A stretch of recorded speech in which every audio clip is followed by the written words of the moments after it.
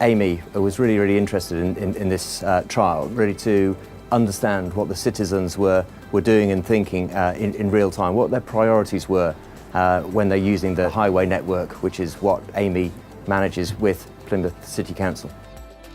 Ferrovial Services are really interested in innovation and innovating around urban services generally. This trial represents a huge leap forward in that citizens and the public are important actors in a city, and sometimes they're not always considered when city services are defined and operated. So we're really keen to listen to what they have to say.